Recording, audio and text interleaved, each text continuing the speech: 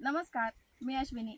तर बऱ्याच जणांना आणखीनही खोटं वाटतंय की तुमच्या एका मसाल्यात एवढं भारी मटण कसं काय होतंय. तरी पावडर, गरम मसाला, मटण मसाला काहीच टाकायची गरज नाही. फक्त आपल्या काळ्या मसाल्यात एवढं छान मटण होतंय. कसं? चला तर मग लगेच रेसिपीला सुरुवात करूया.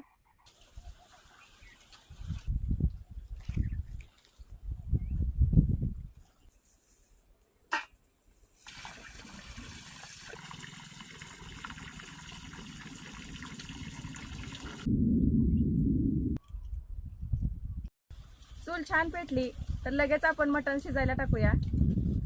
तर मटण आपण स्वच्छ धुवून घेतलेलं, 1 चमचा हळद, 1 चमचा धना पावडर, मीठ, बारीक चिरून घेतलेली कोथिंबीर, तर हळद मीठ आपण छान मटणाला चोळून घेऊया.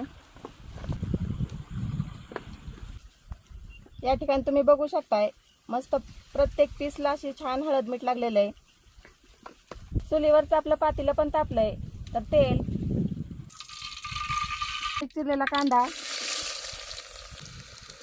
आपल्याला चांगला लालसर होईपर्यंत परतून घ्यायचा आहे. चुलीला जाळ भरपूर आहे त्याच्यामुळे कांदा आपला पटकन परतला. तर हळद मीठ धना पावडर लावून घेतलेलं मटण आपल्याला पातेल्यामध्ये घालून घ्यायचं. मटण घातल्यानंतर ना आपण चांगलं परतून घेऊया. तर पातेल्यावरती झाकण ठेवून आपल्याला पाणी ठेवायचंय गरम करायला.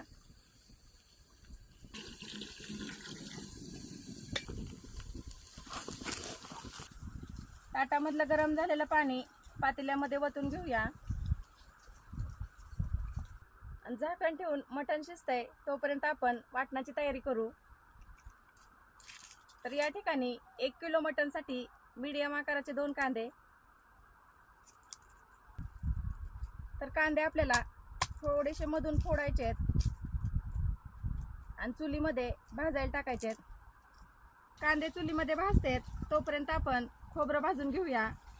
खोबरं लगेच जळतं त्याच्यामुळं अशा पद्धतीने भाजून घ्यायचं. तुम्ही हेच गॅसवरती सुद्धा भाजू शकता अशा पद्धतीने. वाटण्यासाठी कांदा आणि खोबरं आपण चुलीत भाजून घेतलंय. आलं, लसूण आणि कोथिंबीर. तर याचं वाटण आपल्याला बारीक करून घ्यायचंय.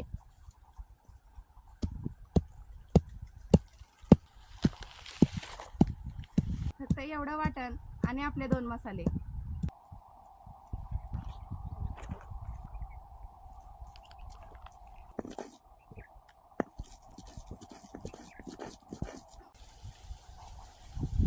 जवळपास 15 ते 20 मिनिटं झालेलं आहे. आपण मटण शिजायला ठेवलंय आणि आपलं वाटण पण तयार आहे. तर चला बघूया मटण शिजलं का.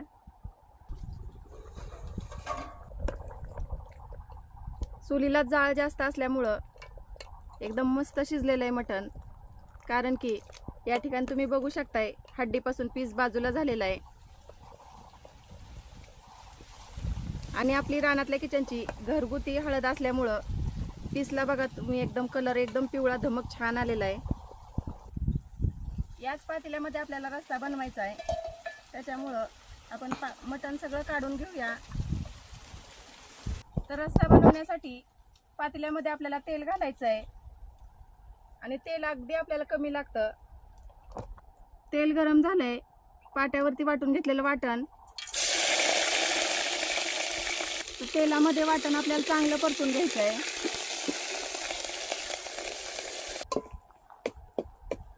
तर एक 3-4 मिनिटं तेलामध्ये वाटण आपलं चांगलं परतलंय. तर आता आपल्याला आपला काळा मसाला घालायचा आहे.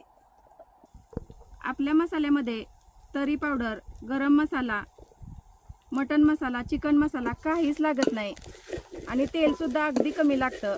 तर या ठिकाणी तुम्ही बघू शकताय वाटण खाली लागायला लागलंय. तर जेव्हा आपलं वाटण खाली लागतं त्यावेळेस आपल्याला 1 पळी तूप घालून वाटण चांगलं परतून घ्यायचं आहे. वाटण खाली लागू नये म्हणून जास्त तेलाची अजिबात आपल्याला गरज नाही. कमीत कमी तेलामध्येच 1 नंबर तरी येते. तर आपण 2 पळी सूप घातलंय आणि हे सूप आटेपर्यंत आपल्याला वाटण परतून घ्यायचंय, म्हणजे वाटण पण आपलं शिजलं जातं आणि कट पण खूप छान येतो. तर सूप आटेपर्यंत आपण वाटण परतून घेतलेलं आहे आणि या ठिकाणी तुम्ही बघू शकताय कमीत कमी तेलामध्ये एकदम तरी छान आलेली आहे आणि वाटण पण जवळपास 7 ते 8 मिनिटं आपण चांगलं परतलंय. आता आपल्याला शिजवलेलं मटण आणि सूप घालून घ्यायचं आहे आणि हळद पण आपली घरचीच आहे, एकदम ओरिजिनल. त्यामुळे या ठिकाणी तुम्ही बघू शकताय पीसला आणि सूपला कलर कसा एकदम छान आलेला आहे. तर परतलेल्या मसाल्यामध्ये सूप आणि मटण घालून घेऊया.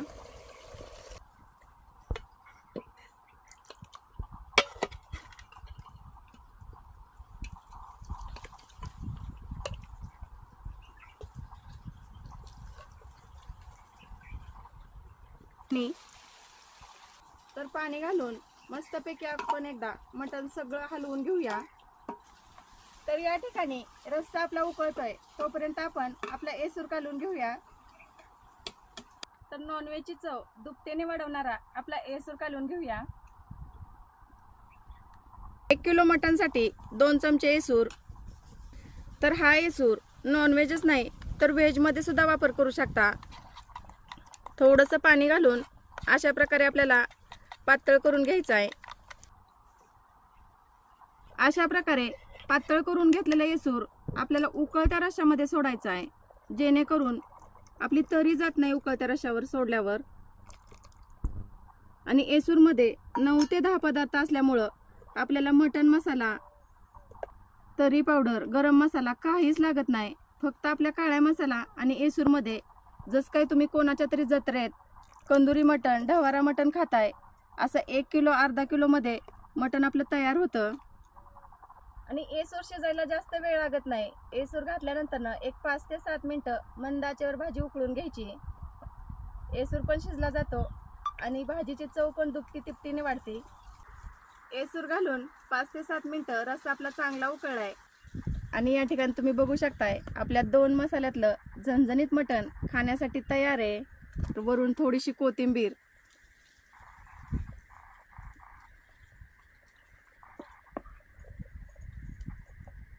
कस काय झालंय मटण? कस काय झालाय बेत? झालाय का नाही अगदी जत्रेतला सारखा? तर आजची रेसिपी आवडली असेल तर नक्की लाईक करा आणि तुम्ही आणखी रानातल्या किचनचे घरगुती व भेसळमुक्त मसाले मागवले नसतील तर नक्की एकदा वापरून पहा. धन्यवाद.